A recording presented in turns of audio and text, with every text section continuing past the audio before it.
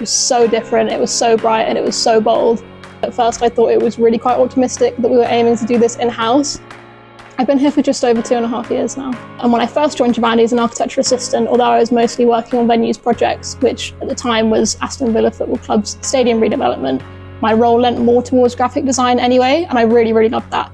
So I thought it was about time to fully, officially take the leap.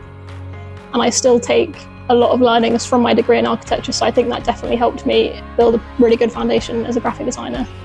So we began the brand refresh without really an idea of how much we'd change. I had big imposter syndrome and I really did not know where to start or whether or not I could do it at all. Whether we'd just tweak the colours a bit, whether we'd just update all of our templates, and it grew and grew and grew. We consulted our staff throughout the process to make sure that they thought that it was in line with who Trivandi are and who they are as well. It must have been almost a year ago now, our first meeting where we presented potential new colour palettes to senior leadership. And we had a few options, a lot of which didn't deviate that far from our old colours because we were a bit hesitant at first. And there was one option which was so different, it was so bright and it was so bold. I think at one point we even considered not presenting it because we thought it was such a gamble. And that is the colour palette that we have now, which is amazing. My favourite is definitely Ceremony Blue because I love blue, but I really have a soft spot for Podium Pink, I think because it's just so different. And as for the motifs, as a designer, I've had so much fun playing around with them, using them to illustrate ideas, to make imagery much more dynamic, to create patterns and stuff, so that's been a lot of fun.